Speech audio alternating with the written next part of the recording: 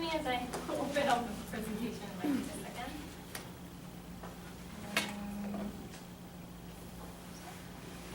Cool, okay, thanks. So hi everyone, my name is Anat, and today I would like to discuss with all of you conception of hegemonic masculinity and motherhood in South Korea using the Sewol Incident as a case study. I have quite a lot of background info to get through first, so yeah, please bear with me for the next 12 or 15 or so minutes. Okay.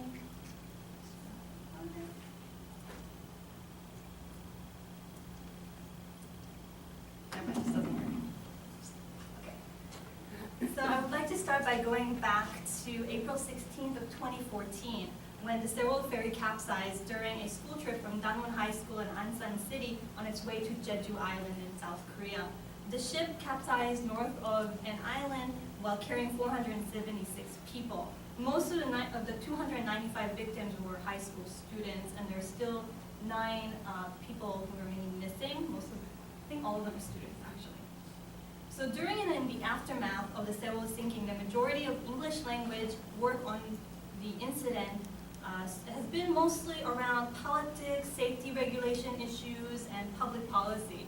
While of course the literature in Korean is much more varied and comprehensive, I want to take today to focus on hypervisibility of women and mothers organizing and protesting in candlelight vigils and the protest for the passage of the Sewol Special Law, which is a continuous effort for a neutral, nonpartisan truth inquiry into the events of April 16th of that year. I'd like to start with showing this picture on the far left. I guess it's your right, sorry. This picture is really emblematic of the binary opposition between the Baby Stroller Brigade, or the BSB, if you will, and the Mothers Brigade.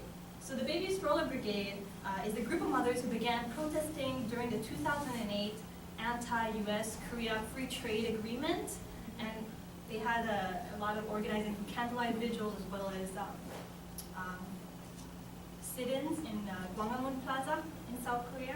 The BSB argued that they have no political interest, and the protest is for the children's sake, or for the sake of their children's future. On the other hand, the Mothers Brigade really came about during last year's protest, I guess a few months into the protest, and as you can see in this picture, that's the Mothers Brigade, and that's them mimicking the BSB.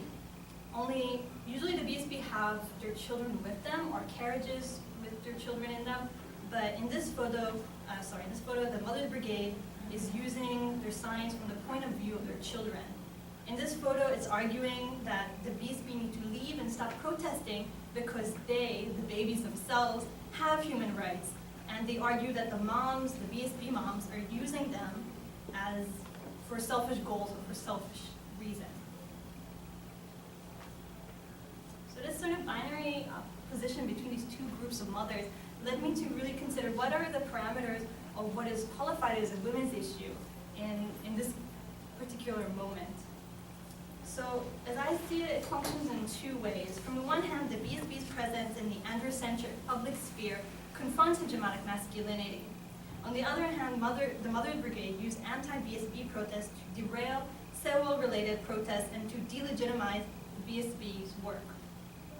This back and forth between these groups of mothers figured into the sidelining of Sewol protests around the half-a-year mark after the incident. This is certainly not the case at the moment. I don't know how many of you might be aware, but after the 1-year anniversary on April 16th, there's just been a resurgence of protests, and I haven't had enough time to really think about it in retrospect and how it fits into this project, but we can, I certainly welcome questions during the Q&A, or we can talk about it afterwards, but I kind of didn't have the time to really consider that right now. One last, but in large, I'm interested in the following questions. So why were mothers featured so prominently in mainstream media around that half-a-year mark after the ship's capsizing? What's a women's issue, and why does it dismiss the prominence of mothers' concerns? For sake of time and also interest, I'm going to kind of gloss over the theory methodology section, but I do use original source materials from internet forums to Twitter, and also Western relevant theory on motherhood and hegemonic masculinity. But I would like to make the distinction, before we go into everything else, that the mothers here are mostly middle-class heterosexual Korean women. There's not much visibility of migrant women or marginalized mothers. So while not all mothers are women and vice versa, I'm focusing on two groups that really stress their motherhood for strategic purposes. So Neo-Confucian ideals are really at the core of motherhood deployed by the BSB and the Mothers Brigade. I'll leave a more in-depth analysis of the life cycle of Korean Confucianism and Neo-Confucianism to more capable scholars than myself. But for our purposes today, I want to stress the continued prevalence of moral ideals of trust, loyalty, and filial piety, as well as vertical social hierarchy where men are placed above women. That's a typo. Obviously, women placed beneath men. Sorry about that. The systems of Neo-Confucianism were fully adopted by the 12th century. Neo-Confucian ideals for women, motherhood in particular, were cemented during the Joseon period. But particularly for our talk today, I think the concept of Mosong is most useful. Mosong means motherhood, and it really invokes the element of sacred, self-sacrificial, and unconditional nature required by Neo-Confucian conception of motherhood. So both the BSB and the Mothers Brigade utilize these ideals in their protests. So even though they are Christians or Catholics or atheists or non-religious parties involved, a lot of the ideals that are being resurfaced during these protests do conform to ideals of Neo-Confucianism.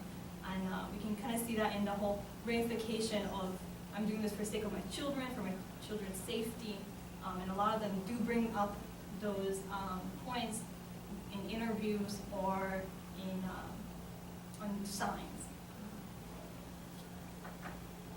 So as I mentioned earlier, the BSB's presence in the public sphere disrupts hegemonic masculinity. Sung-Suk Moon contends that hegemonic masculinity requires the absolute suppression or expulsion of non-conforming notions and practices of masculinity. This notion aligns with the Confucian ideology of a wise mother, good wife, which works into the delineation of a public sphere that is androcentric and a domestic sphere that is women's sphere.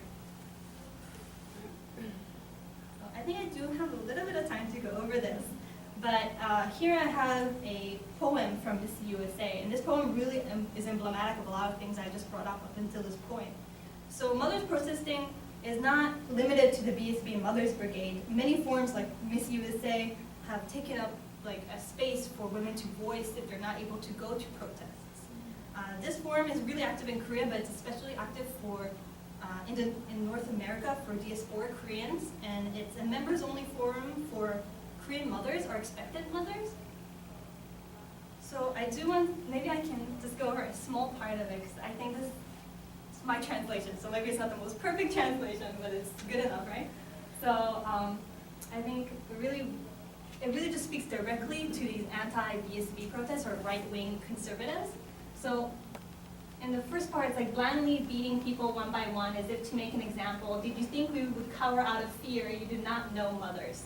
So these kind of rhetorics come up a lot during BSB protests, and also a lot of mothers' invocations of motherhood or protection of their children during these times of crises. And it really emphasizes that mothers' concern lies in the safety of their children and not any political or so-called selfish reasons. So this photo over here is of the BSB themselves. This is really how their protests are carried. They're carried out silently. They only have signs and their babies. Just as the poem argues, the BSB vocalize that they need to bring their children to protests because the protests are for their children, so their children should be part of this process. And moreover, the presence of the babies deters from police brutality and also offers political neutrality.